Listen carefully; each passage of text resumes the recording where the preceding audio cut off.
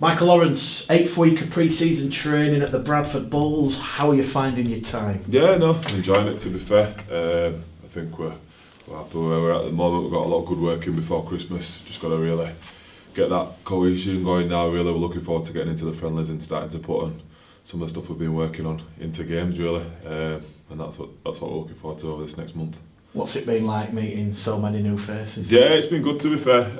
Obviously, rugby league, it's a small world, so a lot of the boys I knew from previous clubs all playing against them, to be fair. So there were a lot of familiar faces when I first came in, but great group of lads, very hard working, and yeah, looking forward to the year ahead with them. A lot has been said about your experience as a player and the leadership qualities that you bring to a club like Bradford. How do you feel that is actually going to benefit the club? Hopefully, it'll have a big benefit on the culture and just the environment around the place. I think if you've got good senior players, senior leaders, which we do have here at this club, myself, Bodie and George and people like that, Jordan, within the group, that we could set the standards and lead from the front, really, and hopefully everybody else will follow. To be fair, and hopefully that'll benefit us as a team and the results will come on the field. When you talk about that experience and leadership, how important is it to have the correct culture at a club? Yeah, it's massive. It's massive. I've been obviously at Huddersfield for a long time, and we've had some great teams, but certain years probably that buy-in and that culture was not right. One thing I've known is when everybody's on the same page and everybody's pulling in the right direction, you can do anything, really, to be fair. And that starts with the leadership and the senior players all pulling in, and the coaching staff all pulling in the same direction as an organisation. And I think we've got that this year, which really excites me. To be fair, we've got a really good group, and hopefully that'll lead to good performances and good results. A little bit's been said about last year that the culture perhaps wasn't how it should have been here. You've obviously come in when the culture's changing, but how does the culture look here at Bradford compared to, say, at Huddersfield during a good year? Yeah, to be fair, that was when I spoke to obviously Jason and Brian and Nigel and people like that was one of the issues they said they had last year within the group. Obviously there were some talented players, but probably some of the culture stuff, not putting in the work and doing the right things away from the field, which is very important. All that stuff contributes towards what you do on a weekend, and I'm a massive believer in hard work, training hard and doing the right things and being a good person, and that's the way I try to live my life, and that's the way I want the team and the rest of the players to be.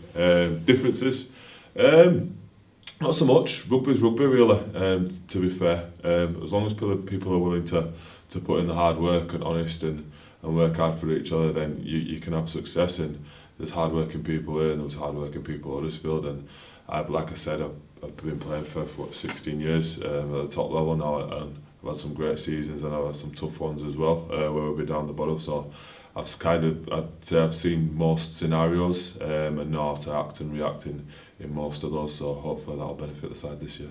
You've joined Bradford.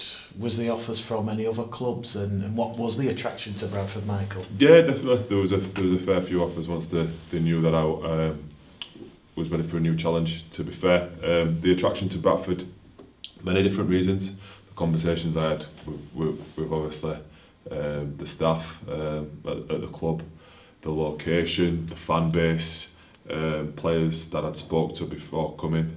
So obviously I knew like Aaron Murphy and Chester Butler, people like that. I spoke to them, and yeah, it just ticked all the boxes for me. I've always been a massive fan of Bradford from being a young kid. Really, they were, like I said in the previous interviews, they were the best club in the world at one time. And to be fair, to be able to pull on the jersey and represent them is something I'm really proud about. And obviously to be named captain is right up there with the achievements in my career. Being named captain, Mark's just explained the reasons behind that decision. Are you going to obviously be happy to vindicate those decisions? Yeah, definitely. Obviously, whether I was captain or not, I'm the type of person to be the same no matter what. So on the field, I'm always very vocal. Off the field, I'm very vocal. And if I see something that I don't agree with, or I feel like we can be doing something better, I'd always be the first to voice that. So yeah, that's the way I am. I'm a person that I'll lead vocally, but I'll try to lead with my actions as well, because I believe it has a better effect if people see you doing the right things. That's one of the main things. You have to be doing the right things at all times, before you can tell somebody else to do something.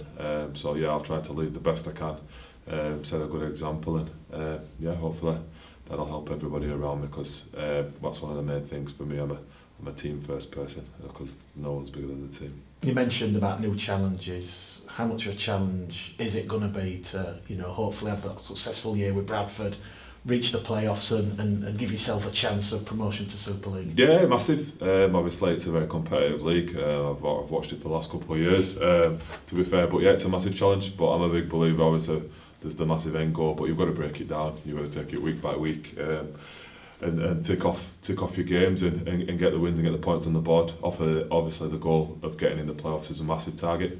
I'd be very, very disappointed if we weren't to achieve that with this group that we've got. How was your World Cup experience with Jamaica? Oh, it was class. To be fair, it was probably the highlight of a rollercoaster year for myself. To be fair, playing in the World Cup, it's something I've always wanted to do. It was my first World Cup that I'd ever played in, and obviously the first for Jamaica. So to make a bit of history with them being the first Caribbean island to play in a World Cup was something special. Especially that game against the All Blacks. That's something I'll never forget. Good memories. Yeah, very good memories, especially when Bish scored that first try. It was good.